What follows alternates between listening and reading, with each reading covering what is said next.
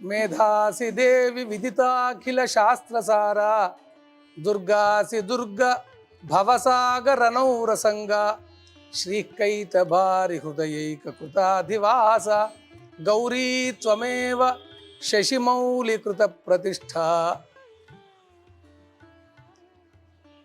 పర్వతవర్ధిని రామేశ్వర స్వామికి చరణారవిందాలకు ప్రణమిల్లుతూ తీర్థయాత్ర ప్రేక్షకులందరికీ కూడా హోలీ శుభాకాంక్షలు, రామేశ్వరుని యొక్క శుభాశీస్సులు తెలియజేస్తూ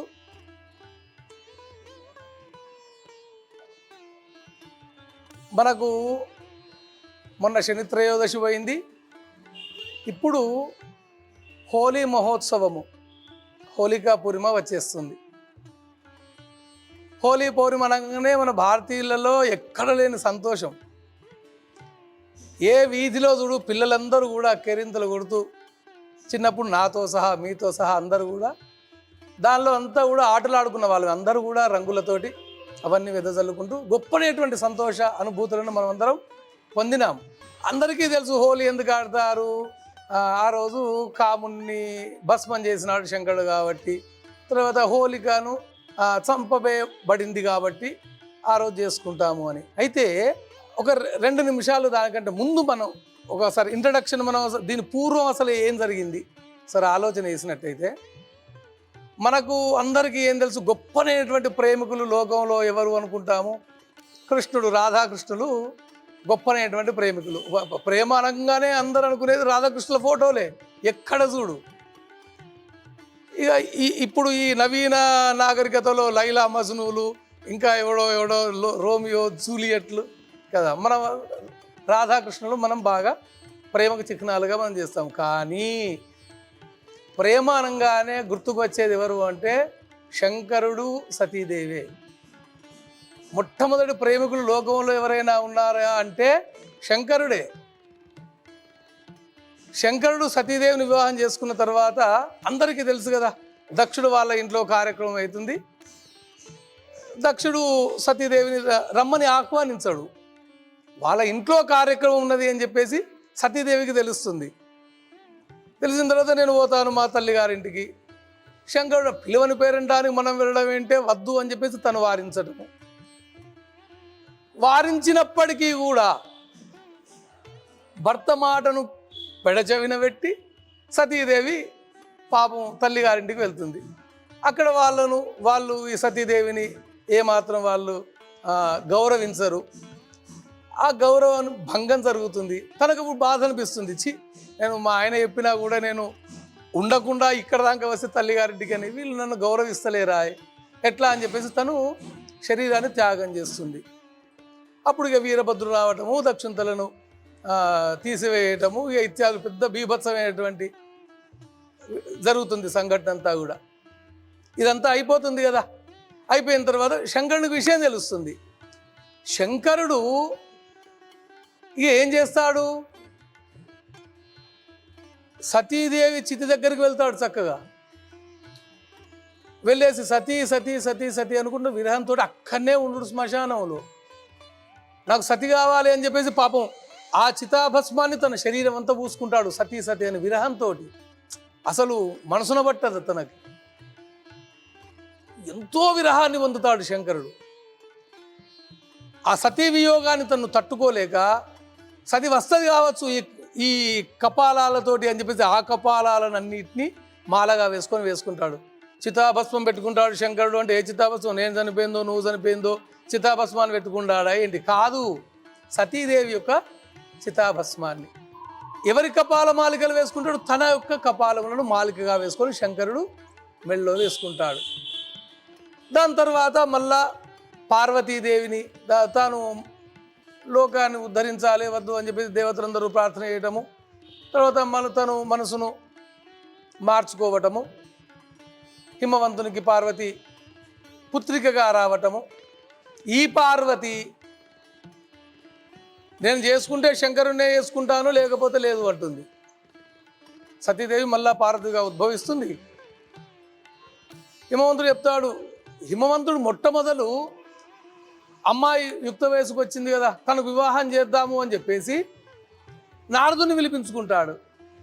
మరి మా అమ్మాయి ఉన్నది కదా, తను మహాసుందరి, ఎట్లా పెళ్లి చేయటం మరి అని. ఆ లోకంలో నారాయణమూర్తి చాలా చక్కటి అందగాడు, ఆయనను పిలిచి మనం వివాహం చేద్దాము అని చెప్పేసి. అప్పుడు పార్వతీదేవి నేను చేసుకుంటే శంకరుణ్ణే చేసుకుంటాను, లేకపోతే నేను చేసుకోను అని చెప్పేసి ఇల్లు వదిలి పారిపోతుంది పార్వతీదేవి. అడవిలోకి వెళ్ళి అక్కడ సైకతి లింగాన్ని వేసుకొని తపస్సు చేసుకొని ఉంటుంది. అప్పుడు వేగులందరూ ఇంటించలు పార్వతీదేవి లేదు, ఇంట్లోంచి మొట్టమొదలు భర్త కోసం పారిపోయినటువంటి యువతి పార్వతీదేవి. తన కోసం అందరూ వెతకటం మొదలు పెడతారు. చిట్ట చివరికి అడవిలో అమ్మవారు కనిపిస్తుంది, తీసుకొని వస్తారు. ఇక వాళ్ళ వివాహ క్రతువు అంతా అంగరంగ వైభవంగా జరుగుతుంది. ఆ వివాహ క్రతువు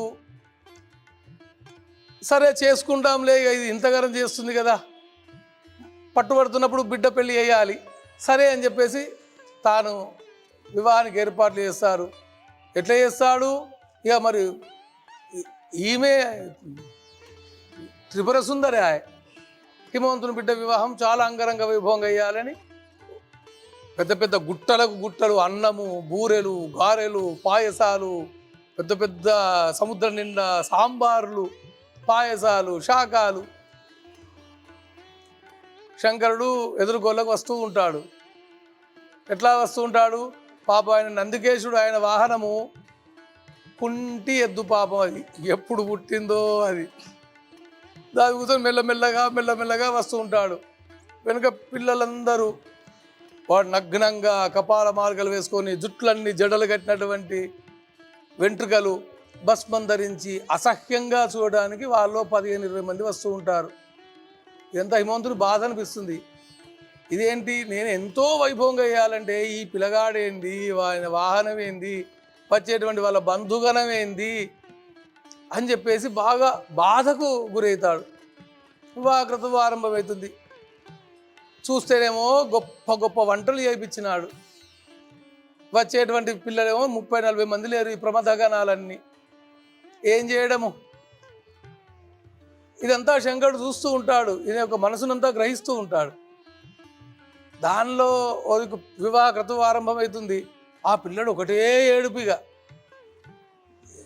భవ్యంగా వివాహం జరుగుతూ ఉంటే ఈ పిల్లని గోల ఏంది, రోదన ఏంది అని చెప్పేసి, ఆ పిల్లాడు ఎందుకు ఏడుస్తున్నాడు ఒకసారి చూడండి రా బాబు, వాని ఏడుపును కట్టేయండి అని చెప్పేసి అంటే వానికి ఆకలి అవుతున్నదట.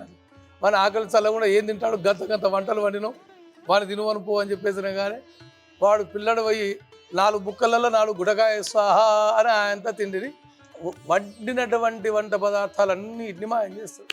అన్నిటి తింటాడు, మళ్ళా ఏడుపులు అంగించుకుంటాడు.